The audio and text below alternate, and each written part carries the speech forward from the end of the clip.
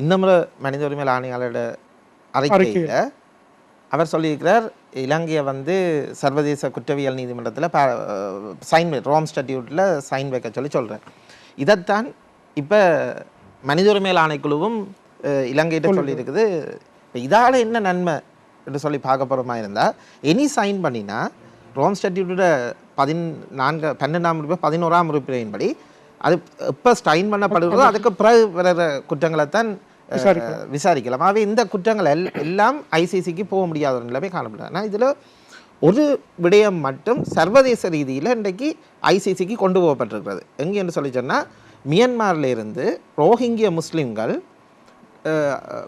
பங்களாதேஷுக்கு டிப்போர்டேஷன் பண்ணப்பட்டார்கள். அதாவது கொண்டே அங்கேருந்து வெளியேறினார்கள். இது வெளியேறப்பட்ட பொழுது மியன்மார் ஐசிசியில் ஒரு நாடாக, அதாவது அங்கத்துவ நாடாக இல்லை, அதாவது ரோம் ஸ்டாட்யூட்டில் ஒரு அங்கத்துவ நாடாக இருக்கவில்லை. ஆனால் பங்களாதேஷ் அந்த டைமில் அங்கத்துவ நாடாக இருக்கின்றது.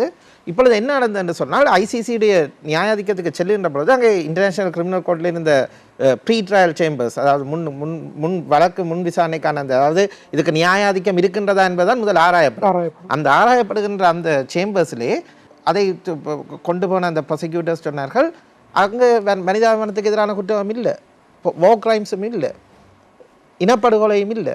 அங்கே கொண்டு போகப்பட்டது ஆர்டிக்கல் 14க்கு கீழே நாங்கள் இந்த நாட்டிலே இருந்து ஃபோர்சிபிளியாக அங்கே வெளியேற்றப்பட்டோம், அதாவது வந்து வலிந்து வெளியேற்றப்பட்டோம், எங்களை அகதிகள் ஆக்கினார்கள் என்று சொல்லி பங்களாதேஷுக்கு வந்தார்கள். அந்த டிப்போர்டேஷன் என்று சொல்கிற கிரைமுகள் அதை கொண்டு வந்த பொழுது ப்ரீ ட்ரையல் சேம்பர்ஸ் சொன்னது, அந்த அவ்வாறு நடைபெற்ற விடயம் பகுதியளவில் ரோம் ஸ்டாட்யூட்டில் இருக்கிற நாட்டில் அது நடந்ததால் ப்ரீ ட்ரையல் சேம்பர்ஸுக்கு நியாயாதிக்கம் இருக்கின்றது. ஆனால் அங்கே அதில் இன்னொரு விடயத்தை சொன்னார்கள், இதை நாங்கள் ஆராய்ந்து கொண்டு போகின்ற பொழுது போர்க்குற்றங்கள், மனிதாபிமானத்துக்கு எதிரான குற்றங்கள், இனப்படுகொலை கூட அடையாளப்பாடுபடுத்தப்பட்டால் அதையும் நாங்கள் விசாரிப்போம். அவை வழக்கை எடுக்கின்றதற்கு இது ஒரு வழியாக அமைகின்றது. இங்கே இலங்கையிலேயும் 2009ஆம் ஆண்டு கனடாவுக்கு போனார்கள் ஒரு பெரிய கப்பலில், ஆஸ்திரேலியாவுக்கு போனார்கள் கப்பலில். பல பல நாடுகளுக்கு 2009 இருந்து இந்தியிலிருந்து இருக்க முடியாதுன்னு சொல்லி அந்த காலப்பகுதியில் இவ்வாறு போனவர்களும் போய் சேர்ந்த நாடுகள் உதாரணமாக கனடாவாக இருக்கலாம், ஆஸ்திரேலியாவாக இருக்கலாம், ஜெர்மனியாக இருக்கலாம், அவர்கள் ஒரு வழக்கை ப்ரீ ட்ரையல் சேம்பர்ஸுக்கு கொண்டு போயிருக்கிறார்கள்.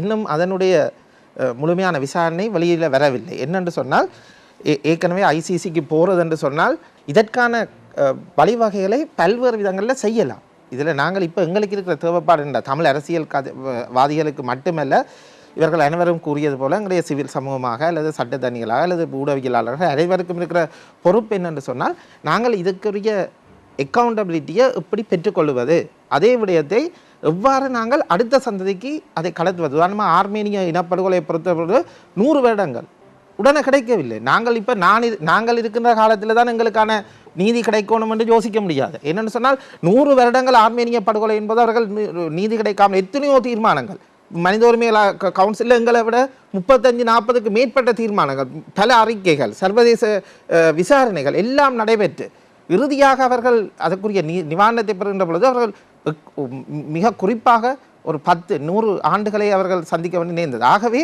இதில் நாங்கள் தமிழ் மக்களாய் நாங்கள் சிந்திக்க வேண்டிய விடயம் என்னவென்று சொன்னால், எங்களுக்குரிய பொறுப்புக்கூறலுக்குரிய எங்களுக்குரிய நியாயம், தீர்ப்பு, சர்வதேச நீதியை நாங்கள் பெற்றுக்கொள்ள வேண்டும் என்று சொன்னால் என்ன, நான் ஏன் சர்வதேச நீதி என்று சொல்கிறேன் என்று சொன்னால், உள்நாட்டு நீதியிலே எங்களுக்கு நம்பிக்கை இல்லை.